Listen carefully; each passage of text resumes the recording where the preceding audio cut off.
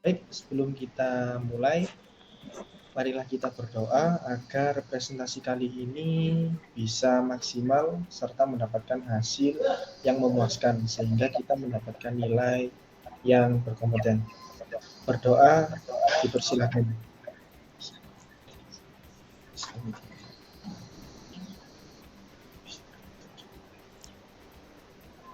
Amin. Selesai.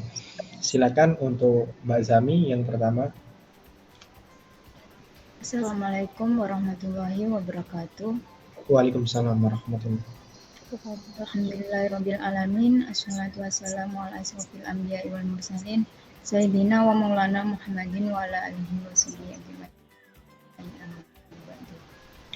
Yang terhormat Bapak Chandra Sukma Anugrah, Eskom Enkom, selaku dosen mata kuliah dan teman-teman yang saya cintai. Alhamdulillah pada kesempatan hari ini kita semua bisa diberikan kesehatan dan kita dapat menyelesaikan tugas dengan tepat waktu.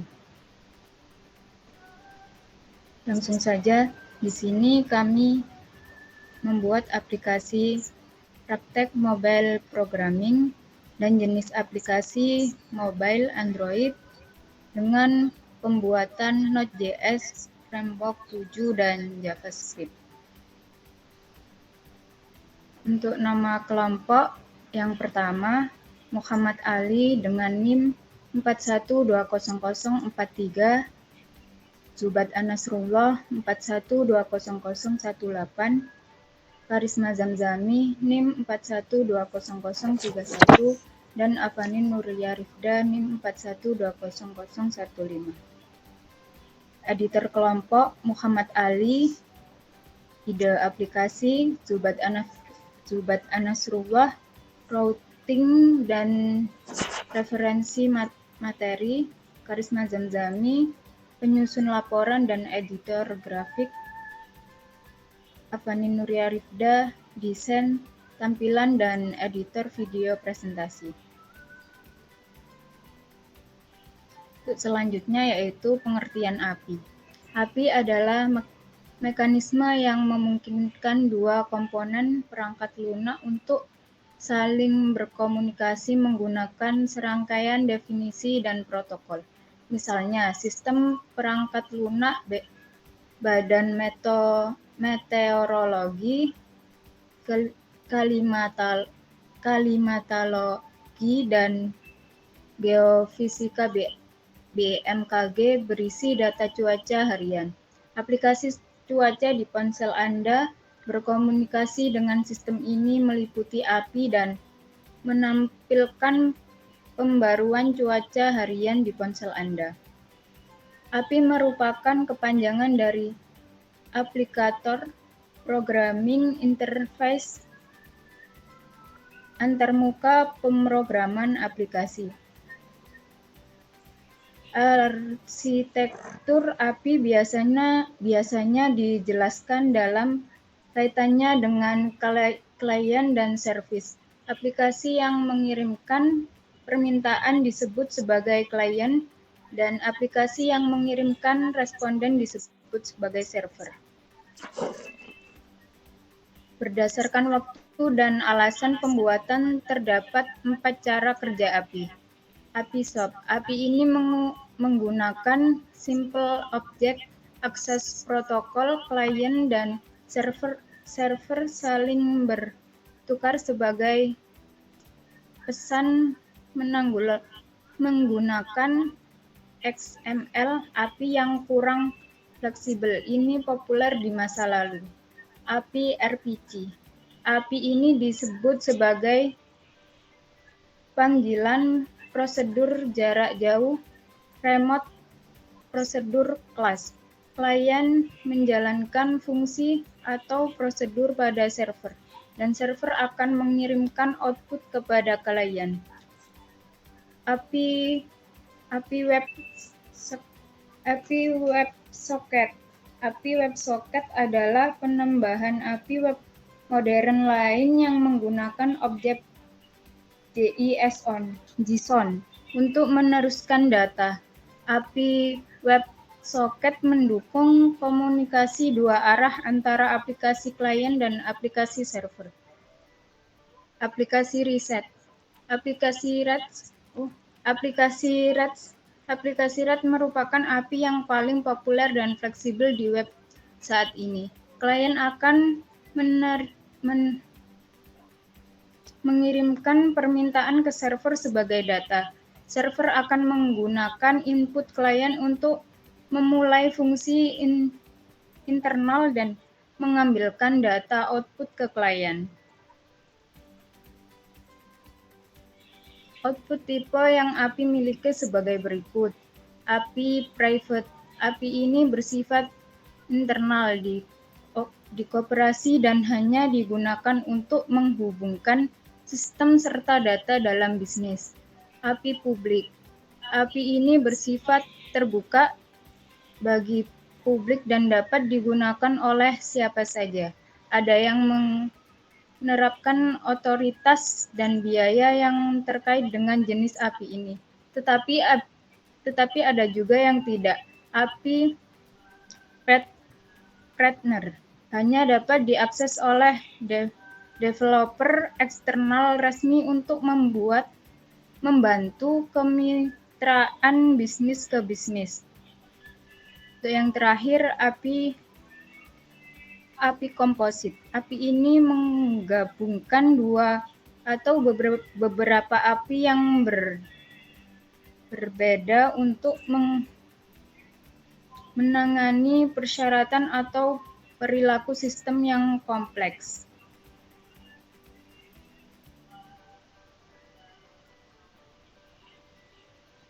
Adapun tipe API yang dimiliki sebagai berikut.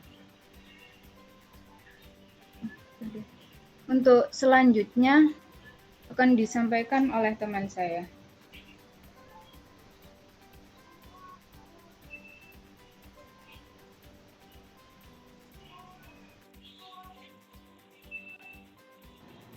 Tes, apakah suara saya kedengaran? Oke, kedengaran. Baik, saya akan melanjutkan presentasi mengenai pembuatan aplikasi dari tugas Enterprise Application Integration, yakni dari mata kuliahnya yang Pak Chandra. Oke, jadi kali ini kelompok kami membuat sebuah aplikasi dengan nama aplikasi Jombang. Aplikasi ini itu aplikasi yang terbuat seperti yang sudah dijelaskan oleh teman saya tadi, yakni oleh Karisma Zamzami, dibuat dari 3 bahasa, yakni Node.js, pakai framework 7, dan yang terakhir pakai bahasa JavaScript. Aplikasi ini tergolong aplikasi mobile atau aplikasi Android. Nah, jadi aplikasi ini bisa diinstal oleh Android yang tipenya Android ke 9 ke atas, dari Pie sampai ke yang atas itu. Untuk slide pertama, yakni mengenai halaman aplikasi. Seperti yang sudah kita lihat, aplikasi ini awalnya yakni terdapat logo Jombang, lalu terdapat 2 kolom yakni username sama password. Jadi ketika teman-teman sudah mendownload aplikasi ini, bisa memasukkan username, yakni username-nya Ali Baik, terus untuk passwordnya yakni NIM 41200043. Nah, di bawah kolom username sama password sendiri, di bawahnya itu terdapat 2 tombol, yakni tombol masuk atau tombol login, yang kedua yakni tombol daftar. Jadi ketika teman-teman sudah mengisikan sebuah username sama password, teman-teman akan diarahkan untuk login aplikasi tersebut. Nah, tetapi untuk tombol yang bawahnya daftar itu tombolnya statis. Jadi belum kami fungsikan. Jadi meskipun kita tekan beberapa kali, tombolnya tetap tidak akan memberikan respon. Oke, lanjut slide selanjutnya.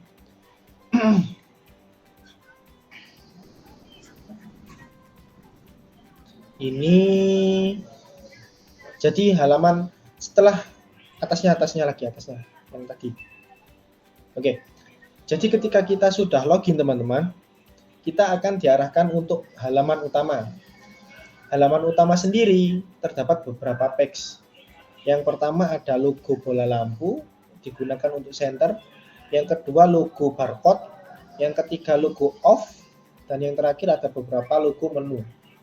Lanjut ke bawahnya. Nah, seperti ini teman-teman untuk tampilan aplikasinya.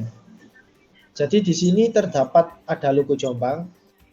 Terus bawahnya logo Jombang ini ada bukan aplikasi, sejenis berita terbaru. Jadi ketika teman-teman melihat, membukanya, ini tadi ada berita terbaru. Tetapi ini masih bersifat statis, masih bersifat manual. Jadi belum otomatis terupdate sendiri.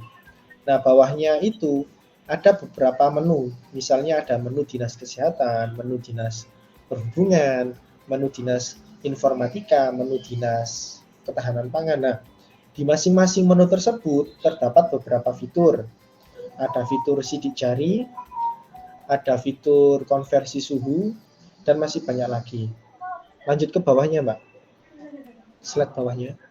Nah, ini jadi itu tadi menu utama. Yang kedua itu ada menu backup, ada menu versi, ada menu panduan, dan yang ketiga ada menu yaitu tadi menu versi backup. Seperti ini tampilannya. Tetapi meskipun menu yang ada di halaman teks ini ditekan, itu tetap fiturnya sama seperti menu tampilan utama karena kami belum memfungsikan untuk menu tersebut. Slide bawahnya lagi. Oke. Ya ini, untuk halaman menu dinas kesehatan, kami membuat sebuah aplikasi dengan fitur konversi suhu. Jadi ketika kita memasukkan sebuah angka dengan satuan Celcius misalnya 100 derajat Celcius, maka angka tersebut akan dikonversi menjadi 3 satuan lainnya. Contohnya dari Kelvin, Reaumur, sama Fahrenheit. Nah, seperti itu. Ini sudah ada contohnya. Nah, seperti itu. Oke, bawahnya.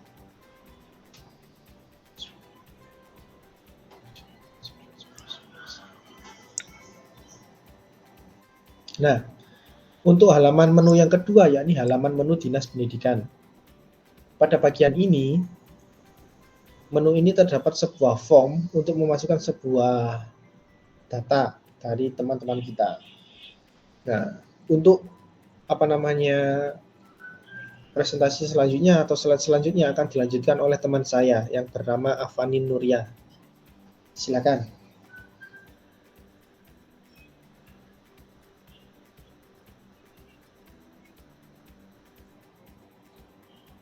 Nah, ini silakan Mbak Afanin untuk melanjutkan presentasinya. Cek apakah sudah ya? Ya, sudah. Sudah. Untuk kameranya, Mbak. Di sini saya akan melanjutkan halaman menu pada aplikasi mobile Android.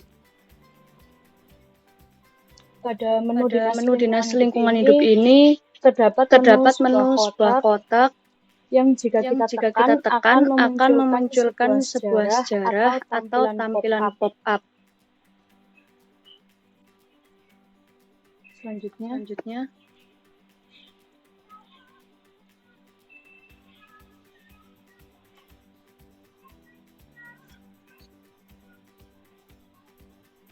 Kemudian pada menu dinas perhubungan pada bagian page ini akan menampilkan sebuah data film di mana jika kotak tersebut kita tekan maka akan memunculkan sebuah pop-up yang menampilkan sebuah data.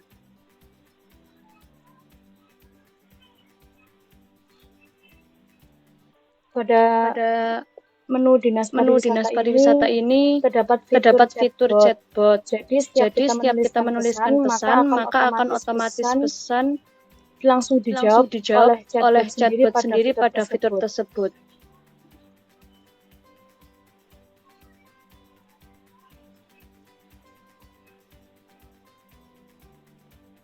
Untuk presentasi selanjutnya akan dilanjutkan oleh teman saya, Mas Zubat.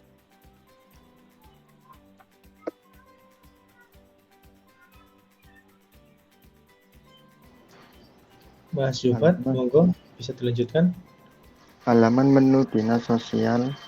Pada bagian ini akan ditampilkan beberapa menu namun masih bersifat statis, yaitu tentang setting atau pengaturan yang ada pada aplikasi. Suaranya. Halaman menu dinas komunikasi. Pada bagian back ini akan ditampilkan sebuah biodata mahasiswa yang sudah terinput pada aplikasi tersebut.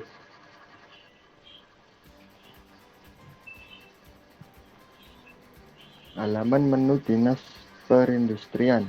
Pada bagian back ini terdapat menu untuk memasukkan sebuah data yang akan ditampilkan kembali pada bagian awal dinas perindustrian.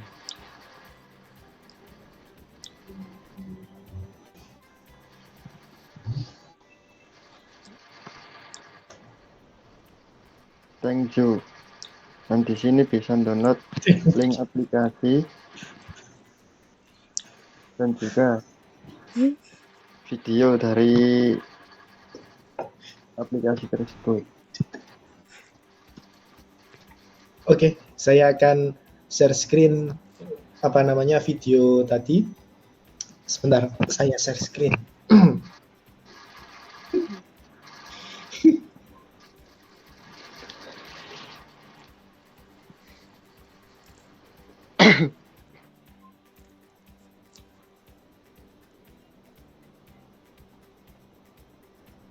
Saya akan share screen sebentar. Jendela.